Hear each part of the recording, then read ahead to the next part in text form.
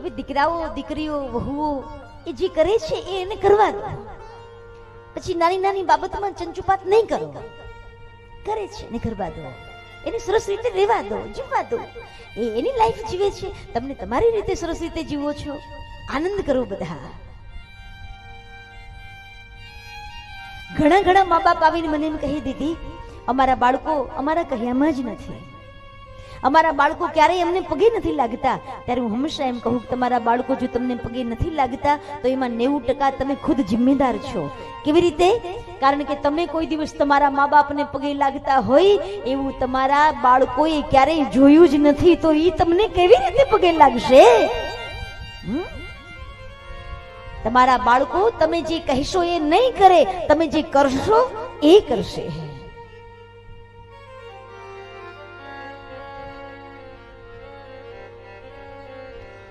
ધન ખર્ચતા મળશે બધું, પણ માતા પિતા મળશે નહીં. એ અમીમય આંખને ભૂલીને ભીંજવશો નહીં. મા બાપને ભૂલશો નહીં.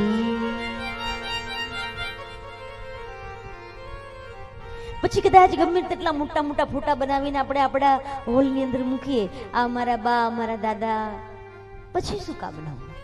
જીવતા દીધો સંતાપ, સેવા ન કરી મા બાપની, પાછળ પછી પ્રતિમાતનું પૂજન કર્યાથી શું થયું?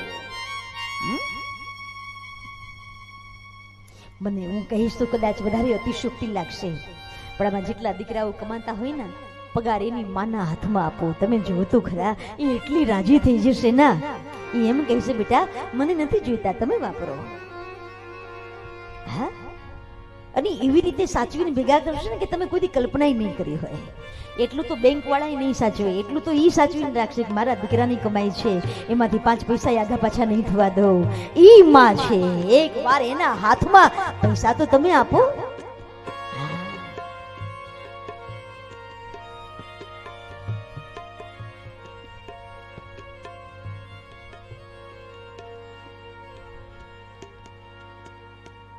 લાખો કમાતા હો ભલે, પણ મા બાપ જેથી ના ઠર્યા. એ લાખ નહીં પણ રાખ છે, એ માનવું ભૂલશો નહીં. હે મા બાપને ભૂલશો નહીં.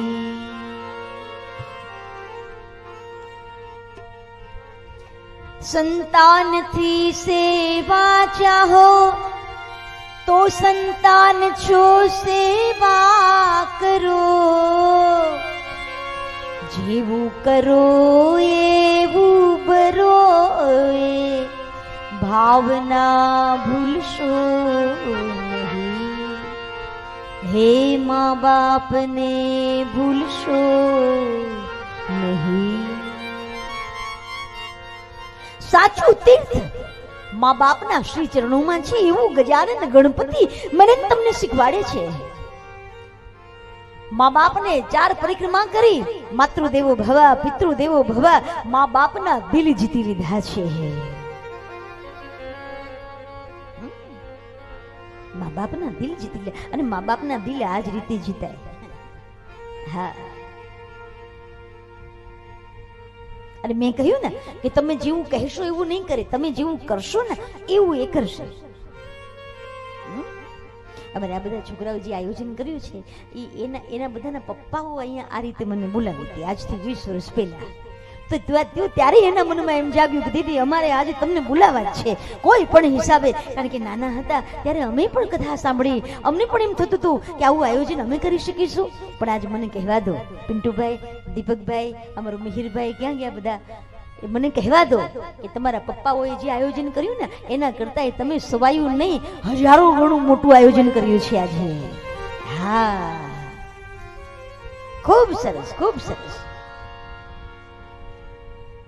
અને હજુ મને યાદ છે ત્યારે તો અમારે એવું થતું હતું, આમાં જો અમે જ્યારે કથા હજી તો થોડીક આમ શરૂઆત કરીએ ને ત્યાં આમથી એક ટી ટી કરતા કદું સ્કૂટર આવે, આ બાજુથી કદું ટી કરતા કદું રિક્ષાવાળું આવે, એવું થાય માંડ કરીને કથા જે અમે, અને એમાં એક બા તો એવા આવે રોજ રોજ આવીને આમ એવું નાચે ને એવું કૂદે, આપણને એમ થાય કે આને કંઈક આવ્યું છે કે શું છે એ જ કંઈ ખબર ન પડે બોલો.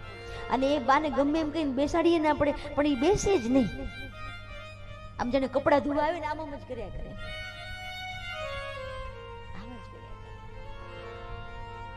આવું બધું થતું હતું.